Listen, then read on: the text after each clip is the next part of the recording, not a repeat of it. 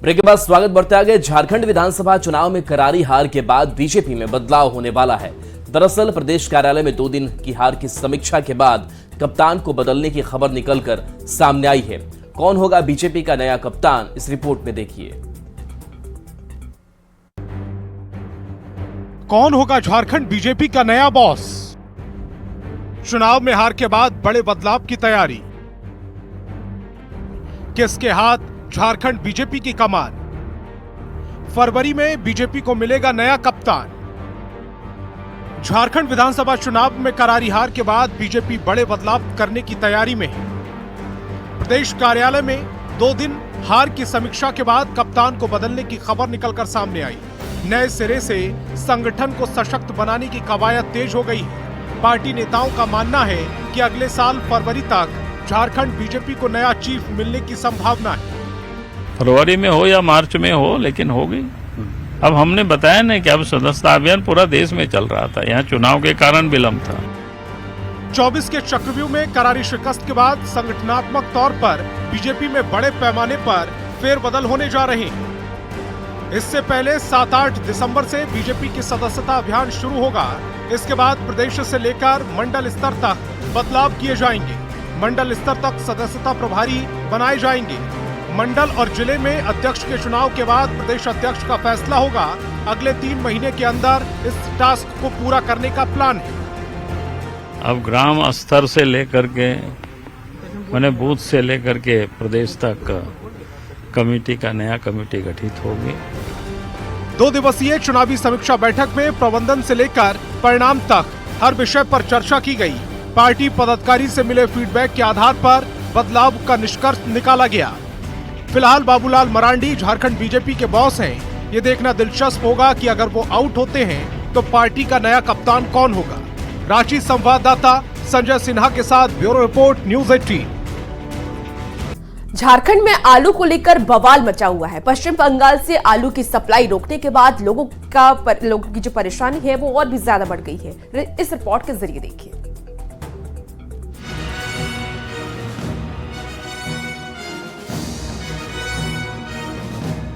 झारखंड में आलू को लेकर बवाल मचा हुआ है। पश्चिम बंगाल से आलू की सप्लाई रुकने के बाद लोगों की परेशानी बढ़ गई है। बंगाल बॉर्डर पर आलू लदी गाड़ियों को रोकने की वजह से पश्चिम बंगाल और झारखंड की सरकार में ठन गई है। आपूर्ति प्रभावित होने और राज्य में स्टोरेज की व्यवस्था नहीं रहने के कारण आलू की किल्लत से ग्राहक परेशान हो रहे हैं। जनता की परेशानी देख सियासत भी अब शुरू हो चुकी है। सोमवार को रांची से बीजेपी के विधायक सीपी सिंह ने पश्चिम बंगाल की सरकार पर निशाना साधा और कहा कि मुख्यमंत्री ममता बनर्जी किसी की सगी नहीं है। 28 को झारखंड आती हैं, 29 को फरमान जारी करती हैं कि आलू नहीं जाएगा। अगर झारखंड बंगाल को मिनरल्स बंद कर दे तो फिर क्या होगा? सप्लाई में रुकावट के बाद आलू का दाम धीरे धीरे आसमान छू रहा है। इसके पीछे की वजह यह है कि बंगाल से पिछले 4 दिनों से आलू की ट्रक नहीं आ रही है। सोमवार को भी आलू से भरे कई गाड़ियां बॉर्डर से ही आकर के वापस लौट गयी, क्योंकि बंगाल की तरफ से स्टॉक मेंटेन और आलू के दाम को नियंत्रित करने के लिए दूसरे राज्यों को सप्लाई करने पर फिलहाल रोक लगा दी गई है। वो थोड़ा चिंतित हैं कि शहर में आलू शॉर्ट ना हो, राज्य में आलू शॉर्ट ना हो। आलू पर रोक का झारखंड में असर दिखने लगा है। एक और आलू व्यवसायी परेशान है तो दूसरी ओर आलू के दाम में बढ़ोतरी से ग्राहक भी मुश्किल में है। आलू के दाम में 2 रुपए का इजाफा होने से जेब पर असर पड़ा है। झारखंड में अब आलू 28 रुपए किलो बिक रहा है। मुख्यमंत्री हेमंत सोरेन ने आलू के संकट पर खुद संज्ञान लिया है। सीएम की पहल के बाद अधिकारियों ने कारोबारियों के साथ बैठक की है। देखिए, मार्केट में जब भी डिमांड सप्लाई का थोड़ा बहुत बदलाव होता है तो रेट्स थोड़ा ऊपर नीचे होती है, लेकिन ये मात्र तात्कालिक है। ये बहुत जल्दी ये नॉर्मल हो जाएगी। राहत की बात यह है कि बंगाल से सप्लाई रुकने के बाद यूपी और पंजाब से आलू मंगाए जा रहे हैं। उत्तर प्रदेश से 20 गाड़ी आलू मंगाई गई है। ये देखना होगा कि लोगों को इससे राहत मिलती है या फिर सरकार कोई स्थायी निदान निकालती है। रांची संवाददाता ओम प्रकाश के साथ ब्यूरो रिपोर्ट, न्यूज़ 18। और बड़ी खबर झारखंड में कैबिनेट विस्तार से जुड़ी हुई है, जहां झारखंड कांग्रेस के पूर्व अध्यक्ष राजेश ठाकुर ने दावा किया है कि अगले 72 घंटे में गठबंधन सरकार के मंत्रियों के नाम की घोषणा हो जाएगी। उन्होंने विरोधियों पर तंज कसते हुए कहा कि सब कुछ तय हो चुका है, खाका तैयार है और अंतिम दौर के मंथन के बाद मंत्रियों के नाम की घोषणा कर दी जाएगी।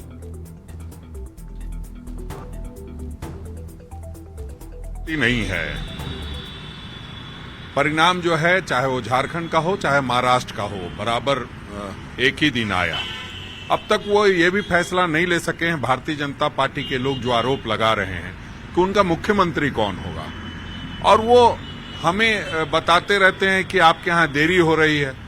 उनको किसी को चिंता करने की जरूरत नहीं है। मैं ये कह सकता हूँ आज कि बहुत जल्द, मतलब बहुत जल्द का मतलब बहुत जल्द मंत्रिमंडल का गठन हो जाएगा। माननीय मुख्यमंत्री जी चाहते हैं और कि बहुत जल्द से जल्द गठन हो जाए, और हमारे जो आला नेता हैं, जो आदरणीय हमारे प्रभारी हैं गुलाम अहमद मीर साहब, केसी वेणुगोपाल जी, मल्लिकार्जुन खड़गे जी, उन सब लोग मिलकर के चर्चा कर लिए हैं। लगभग सारी चीजें तय हैं। मैं समझता हूं कि 72 घंटे के अंदर में मंत्रिमंडल का गठन हो जाए। झारखंड में सरकार का कामकाज संभालने के बाद सीएम हेमंत सोरेन ने झारखंड मंत्रालय में अधिकारियों के साथ बैठक की है। सीएम ने बजट की तैयारी से लेकर के राज्य सरकार की योजना की समीक्षा की और सभी विभागों को एक दूसरे से सहयोग करते हुए आगे बढ़ने के निर्देश भी दिए। सीएम ने राजस्व बढ़ोतरी से लेकर रोजगार तक पर चर्चा की और साथ ही बंगाल की वजह से आए आलू संकट पर यह भी कहा कि मुख्य सचिव के स्तर पर बात चल रही है और आगे जरूरत पड़ी तो आगे भी बात की जाएगी।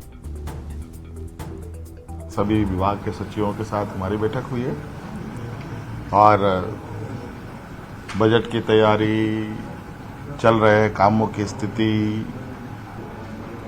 जो सरकार के काम होते हैं उन पर एक नजर दौड़ाई गई है और अब सभी विभाग के साथ अलग अलग भी हम लोग विचार विमर्श करेंगे, चर्चा करेंगे और सभी लोग अब तैयार हैं इस विषय को लेकर। और जैसे ही सरकार का पूरा गठन हो जाता है, सभी लोग तैयारी शुरू कर दें, इसी विषय का एक निर्देश था हमारा। हमने हमारे मुख्य सचिव इस विषय पर बात कर रहे हैं और आवश्यकता पड़ेगी तो उस पर हम लोग अभी बात करेंगे। हजारीबाग से बड़ी खबर है, जहां एक शख्स की गोली मारकर हत्या कर दी गई है। झील परिसर में गोली मारी गई है। सिर में गोली लगने से उदय साव की मौत हो गई है। कटकमदाग प्रखंड प्रमुख के पति थे। पुलिस अधिकारी अस्पताल पहुंच चुके हैं। अपराधियों की गिरफ्तारी में पुलिस जुटी हुई है। तो झील परिसर में इस घटना को अंजाम दिया गया, गोली मार दी गई और ये तस्वीर आपको दिखा रहे हैं, जहां आसपास के लोग भी सहमे हुए हैं। झील परिसर में गोली मार दी गई। गिरफ्तारी में आरोपियों की पुलिस जुटी हुई है। एसपी के नेतृत्व में टीम का गठन किया गया है। पत्नी शायद मुखिया उप प्रमुख है और भी जमीन उमीन का काम हम करते थे। कहाँ घटना घटी है और कितना गोली लगा? घटना तो ये झील के पास घटी है। इस पे प्रशासन को और हजारीबाग के सारे नागरिकों को बहुत जागरूक और बहुत एग्रेसिव होना पड़ेगा, क्योंकि इस तरह का घटना हो रहा है। कोई नौजवान जो अभी आगे बढ़ रहा था, उसका किन कारणों से हत्या किया गया। अभी दो घटना इधर मोटा मोटी 1 महीना के अंदर हो गई, एक मंजीत यादव और एक इसका उदय साव का। इसके बहुत गहराई से और बहुत गहनता से इसका जांच का विषय है, आखिर में इसका घटना ऐसा हुआ क्यों। बहुत दुखद घटना हो रही है। हजारीबाग क्राइम हब बन चुका है। यहाँ पर हमको लगता है माफियाओं का राज चल रहा है और सुनियोजित तरीके से ये हत्याएं हो रही है। चाहे जमीन का मामला हो, कोयला का मामला हो, बालू का मामला हो, यहाँ पर प्रशासन जो है एकदम मुखदर्शक बन करके रह गई है। देखिए, हजारीबाग में इन दिनों अज्ञात अपराधियों का आतंक लगातार जारी देखने को मिल रहा है। बता दें कि विगत कुछ दिन पहले एक जमीन के कारोबारी मंजीत यादव को जहां एक तरफ गोली मारकर हत्या की गई थी, तो आज की अगर बात करें तो देर शाम जो है हजारीबाग के झील परिसर स्थित कटकमदाग प्रखंड के प्रमुख पति उदय साव को जो है गोली मारकर निर्मम हत्या कर दी गई है। बताया जाता है कि घटनास्थल पर ही जो है उनकी मौत हो गई और स्थानीय लोगों ने जब उन्हें देखा तो उसके बाद जो इस हजारीबाग के इसी निजी अस्पताल में लाए और उसके बाद जो यहाँ भर्ती कराया गया, लेकिन उनकी जो है मौत हो चुकी थी। बता दें कि इस घटना को लेकर पुलिस प्रशासन को जानकारी मिली। हजारीबाग के पुलिस अधीक्षक भी यहां पर पहुंचे और हर एक पहलू पर जांच की जा रही है कि आखिर जो है इस गोली कांड के पीछे क्या कुछ वजह है, क्या कुछ कारण रहा है। देखने वाली बात यह होगी कि हजारीबाग पुलिस जो है इस घटना का जो है कब तक जांच करती है और क्या कुछ खुलकर सामने आता है, कारणों का क्या पता चल पाता है, यह भी एक देखने वाली बात होगी। सुशांत सोनी, न्यूज 18, हजारीबाग।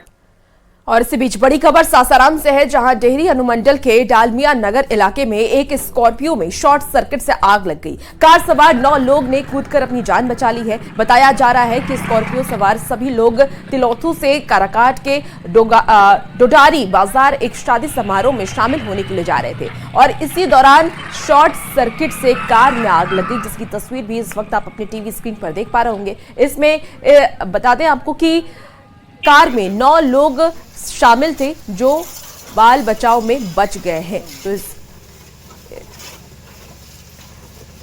तो फिर आपको इस वक्त की आप बड़ी खबर बता रहे हैं सासाराम से, जहां 9 लोग इसमें शामिल थे जो कि बच गए हैं, जो सुरक्षित हैं अभी, लेकिन शॉर्ट सर्किट की वजह से स्कॉर्पियो में आग लग गई। खबर मोतिहारी से है, जहां बिना नंबर प्लेट के किसी भी तरह की गाड़ी चलाने वालों पर पुलिस सख्त कार्रवाई कर रही है। मोतिहारी के एसपी ने सभी थानों को बिना नंबर प्लेट गाड़ी चलाने वालों के खिलाफ कानूनी कार्रवाई के निर्देश दिए हैं। पुलिस के इस एक्शन का असर भी देखने को मिल रहा है। हर रोज पुलिस करीब 100 से 150 बिना नंबर प्लेट के गाड़ियों को पकड़ रही है।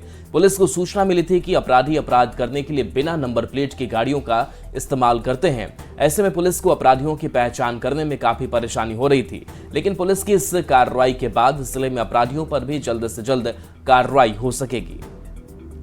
से भी और ट्रैफिक नियमों के पालन के दृष्टिकोण से भी ये अभियान को जो है पूरे जिला में चलाया जा रहा है और इसमें जो वाहन चालक हैं उनकी गतिविधि की भी जांच की जाएगी। वाहन के फाइन के साथ साथ, वाहन को जब्त करने के साथ साथ वाहन चालक जो है जो बिना नंबर प्लेट की गाड़ी चला रहे हैं उनका पूरा सत्यापन किया जाएगा। उनको पुलिस लॉकअप में 24 घंटे रखा जाएगा। उनकी पूरी गतिविधि का सत्यापन करने के बाद ही उनके गार्जियन को बुलाकर जो है उनको सपोर्ट किया जाएगा। और अब खबर दानापुर से है, जहां पालीगंज के दुल्हिन बाजार और विक्रम पुलिस ने अपराध की योजना बनाते और रंगदारी के अलग अलग मामले में 4 कुख्यात अपराधी को गिरफ्तार कर लिया है। गिरफ्तार लोगों के पास से हथियार, एक बाइक और एक चाकू को बरामद भी कर लिया गया है। वाहन चेकिंग किया जा रहा था, जिसमें एक मोटरसाइकिल पे सवार 2 व्यक्ति को, रितु यादव और विजय यादव को गिरफ्तार किया गया।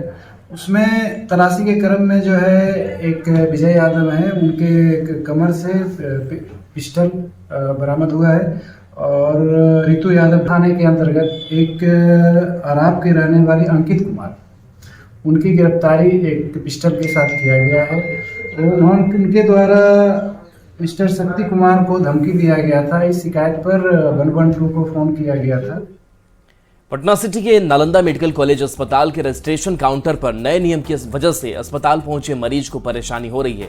राष्ट्रीय चिकित्सा आयोग के निर्देश पर मरीजों का आधार कार्ड उनके मोबाइल नंबर से लिंक किए जाने से अस्पताल आए मरीज को परेशानी हो रही है। इसकी वजह से रजिस्ट्रेशन काउंटर पर घंटों मरीज लाइन में लगे रहे। काउंटर पर भीड़ होने और नए नियम की वजह से कुछ मरीज बिना इलाज के ही अस्पताल से घर लौट गए। नए नियम से नाराज मरीज और उनके परिजनों ने राज्य सरकार से पुरानी व्यवस्था बहाल किए जाने की मांग की है। दिखाने के लिए कोई आधार कार्ड लेके नहीं आया, कोई मोबाइल नंबर लेके नहीं आया, सबको पास तो नहीं है। कोई बूढ़ी बुजुर्ग है उसका पास रहेगा, तो यही परेशानी है। 6 बजे से नंबर लगा यहाँ 12 बज गया, यही परेशानी है। पुर्जा नहीं कट रहा, फिर बिना आधार कार्ड के पुर्जा काटा, फिर फ्री कर दिया, यही परेशानी है। आधार कार्ड का जो रूल लगा है उससे हम लोग का 4 से 5 घंटा लाइन में लगने पड़ा है। प्लस में बहुत दूर से आए हैं और लौट के भी गांव देहात जाना पड़ गया। गाड़ी भाड़ा से आए हैं लोग। कहाँ से आए हैं? हम लोग आए हुए हिलसा से आए हैं। अच्छा, तो क्या बोला यहाँ सर? 8:30 बजे से लाइन लगे अभी 1 बजे पुर्जी कटा है। तो क्या बोल रहे, मतलब बोला क्या? बोल रहे हैं कि आपको मतलब कि मोबाइल नंबर से लिंक आधार नंबर रहेगा तभी आपको पुर्जी कटेगा, अन्यथा नहीं कटेगा। यहाँ पे जो है ना नियम कोई लागू नहीं कर रहा है सर। यहाँ नया नियम जो है लागू हो रहा है। आधार कार्ड वगैरह खोज रहे हैं, पहले खोजा नहीं जाता था। पहले सिर्फ आके नंबर में क्या नाम बताया गया, एड्रेस बताया गया, पूजा कर जाता था। अब नया यहाँ कानून लागू हो गया है। इतना भीड़ रहता है, 300-400 आदमी का लाइन लग चुका है कि मरीज को हम वहाँ पहुँचाते ही बहुत ज़्यादा सीरियस हुआ जा रहा है। इसीलिए यहाँ पे इलाज कुछ हो नहीं पा रहा है। भागलपुर के सबसे बड़े अस्पताल जवाहरलाल नेहरू चिकित्सा अस्पताल में मरीजों के परिजनों के लिए वेटिंग रूम बनाया गया है, जहां मरीज के परिजन आराम कर सकते हैं। फैब्रिकेटेड वार्ड से सटे एक हॉल को बनाया गया है, जिसमें बैठने की व्यवस्था की गई है। वेटिंग रूम में लाइट और अन्य व्यवस्थाएं भी की गई हैं और इससे पहले मरीज पेड़ के नीचे या दुकान पर जाकर बैठते थे जो मरीज के परिजन थे। अब मरीज के परिजनों को राहत मिली है। जायजा लिया है न्यूज 18 संवाददाता आशीष रंजन ने। नेहरू चिकित्सा अस्पताल के फैब्रिकेटेड वार्ड के बगल में ये अटेंडेंट के बैठने के लिए हॉल बनाया गया है। आप देख सकते हैं कि ये जो है 2 दिन पहले इसको चालू किया गया है और यहाँ पर अटेंडेंट जो है वो बैठ सकते हैं और मरीज का जो है इलाज उनके बगल में जो है फैब्रिकेटेड वार्ड वहाँ चलता है। पहले से तो अच्छा है सुविधा यहाँ पर। सुविधा अच्छा है। हाँ। पहले कैसे बैठना पड़ता? पहले आते थे तो इधर उधर बैठते थे गाछ के पास या और कहीं दिक्कत होता था। हाँ दिक्कत होता था। अब सही है। अब ठंड में राहत मिल जाएगी। ठंड में तो बहुत राहत है। अच्छा किया गया, कैसा है? बढ़िया, अच्छा है, पहले से अच्छा है। पहले से अच्छा। हाँ। पहले कहाँ बैठते? पहले वो पैर के पास बैठते थे। पेड़ के पास। हाँ। एक और भी हम लोग का जो है ये सुपर मेडिकल इमरजेंसी बन गया था, वहाँ पर यात्री सेल बन के तैयार था। यात्री सेल बहुत दिन से पोजीशन में हम लोग को नहीं मिला था, वो हम लोग ने BMI सेल से ले लिया है और उसमें सारा खिड़की लगा दिया गया है, सारा व्यवस्था कर दिया गया है ताकि रात में ठंडक में मरीजों को बाहर में नहीं सोना पड़े और उनके सोने की पूरी व्यवस्था कर दी गई। तो आप देख सकते हैं कि मरीज के जो अटेंडेंट हैं उनके बैठने के लिए जो है व्यवस्था कर दी गई है और वो यहाँ पर जो है आराम भी कर सकते हैं। रात का समय हो या दिन का समय, अटेंडेंट के लिए जो है बेहतर व्यवस्था यहाँ पर चालू कर दी गई है, जिससे मरीज के परिजनों में भी खुशी देखी जा रही है। आशीष रंजन, न्यूज 18 भागलपुर। लखीसराय के गांधी मैदान में 3 दिवसीय राज्य स्तरीय युवा महोत्सव का समापन हुआ। कार्यक्रम में बिहार के 38 जिले से करीब 2500 प्रतिभागी शामिल हुए। इस दौरान निर्णायक मंडल के सदस्यों को डिप्टी CM विजय कुमार सिन्हा ने सम्मानित किया। साथ ही कहा, राष्ट्रीय युवा महोत्सव के बिहार में आयोजन को लेकर प्रधानमंत्री को पत्र भी भेजा है और आगामी 12 जनवरी को आयोजन होने की उम्मीद भी जताई है। का समापन का दिन है और जो प्रतिभागी भाग लिए हैं उसको पुरस्कृत करने का, और हम बिहार सरकार ने भारत सरकार को देश के माननीय प्रधानमंत्री जी के कर कमलों से राष्ट्रीय युवा महोत्सव के रूप में बिहार के अंदर करने का हमने आग्रह किया है। पत्र भी विभाग की ओर से लिखा गया है। दरभंगा में स्वास्थ्य मंत्री मंगल पांडे ने DMCH परिसर में औषधि भंडार गृह का शिलान्यास और भूमि पूजन किया। जिले सहित मिथिला क्षेत्र के सरकारी अस्पताल में दवा आपूर्ति को ध्यान में रखते हुए 9.37 करोड़ की लागत से बनेगा औषधि भंडार गृह का शिलान्यास किया गया है, जिससे लोगों को सुविधा मिल सके। भूमि पूजन के दौरान स्वास्थ्य मंत्री सहित कई विधायक भी मौजूद रहे।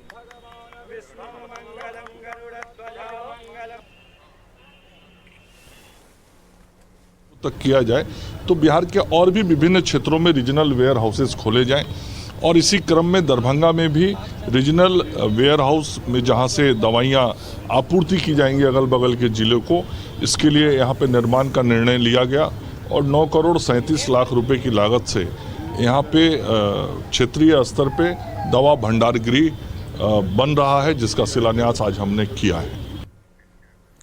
कटिहार के मुद्रा योगपीठ को सीमांचल के पहले महिला योगपीठ के रूप में रजिस्टर्ड होने का गौरव मिला है। पिछले 4 साल से योग प्रशिक्षण के क्षेत्र में संघर्ष कर रहे मुद्रा योगपीठ पर सरकार ने मुहर लगा दी है और अब इसको रजिस्ट्रेशन नंबर भी मिल गया है। अब इस योगपीठ से महिलाएं योग की डिग्री ले सकती हैं, जिसका सर्टिफिकेट पूरे देश में मान्य होगा। 4 साल से मेरे यहाँ योग का क्लास चल रहा है। पहले हम खुद सीखे हुए हैं, फिर अभी हम क्लास चला रहे हैं। यहाँ पे घरेलू महिला भी आती है, कामकाजी महिलाएं भी आती है। तो महिला लोग जो लोग घर में रहती है, बंद रहती है, यहाँ आने के बाद वो लोग खुल जाती हैं। और योग हम लोग रोज़ सुबह शाम करते हैं, स्वस्थ भी रहती है। अगर महिला लोग में इतना उत्सुक महिला लोग हो जाती है, जो अगर 4 दिन हम बाहर चले जाए, क्लास बंद रहे, तो वो लोग हमको पूछने लगती है, मैम क्लास बंद क्यों है, क्लास खोलिए, क्लास खोल के रखिए।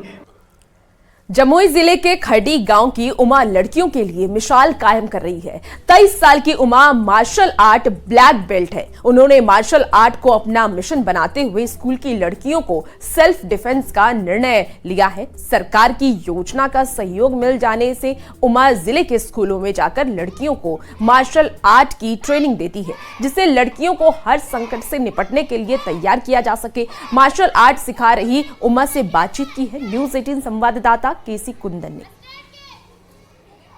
जमुई जिले के सिकंदरा प्रखंड के एक छोटे से गांव से आने वाली उमा कुमारी, जिसकी उम्र 23 साल है, वह बीते 6 साल से अपनी जिंदगी को मार्शल आर्ट के रूप में अभियान बना लिया है और मिशन बना ली है मार्शल आर्ट को, जो स्कूलों में जाकर ट्रेनिंग देती है सेल्फ डिफेंस और मार्शल आर्ट की। देख सकते हैं उमा कुमारी है और गिद्धौर प्रखंड के एक गर्ल्स स्कूल में वो ट्रेनिंग दे रही है। आर्ट सीख चुकी हूँ। मेरे को लगता है मैं आत्मनिर्भर हो चुकी हूँ किसी के सामने जाने आने से। ऐसे ही हर गर्ल्स मेरे जैसा आत्मनिर्भर बन सके। बस सर यही जरूरी है, क्योंकि आए दिन हर किसी लड़की के साथ घटना हो रही है सर। तो बस वही चीज अब आज के लड़कियां लोग घटना से ग्रस्त ना हो, इसलिए हम मार्शल आर्ट सिखाना चाहती हूँ इस लोग गर्ल्स को। Yes sir. कितने सालों से ये अभियान चल रहा है? 6 साल से। 6 साल से। Yes sir. ये फायदा इसलिए है क्योंकि अभी लड़कियों लोग बहुत लोग मतलब जैसे कुछ लड़के बहुत गंदे होते हैं, छेड़ते हैं, तो इसलिए हमारे लिए कराटे मतलब कि बहुत जरूरी है। ये आपकी दीदी सिखा रही है, तो इससे क्या बेनिफिट होगा? इससे हम लोग मतलब जो छेड़ते हैं उनसे बचेंगे और मतलब हम लोग सीख के बहुत अच्छा कर रहे हैं, क्योंकि अभी लड़की लोग मतलब कि बहुत सारी लड़की को समझाती किस तरह से है आप लोगों को? बहुत अच्छा तरह से। लड़कियां जो सरकारी स्कूल में पढ़ती हैं या स्कूलों में पढ़ती हैं, वो सेल्फ डिफेंस के तरीके सीख कर वो मजबूत बने और कहीं भी जाने आने में कोई हिचक न रखे, इस तरह की सोच लेकर वो आगे बढ़ रही है। केसी कुंदन, न्यूज़ 18 जमुई। फिलहाल इस बुलेटिन में इतना ही। बने रहिए न्यूज़ 18 बिहार झारखंड के साथ।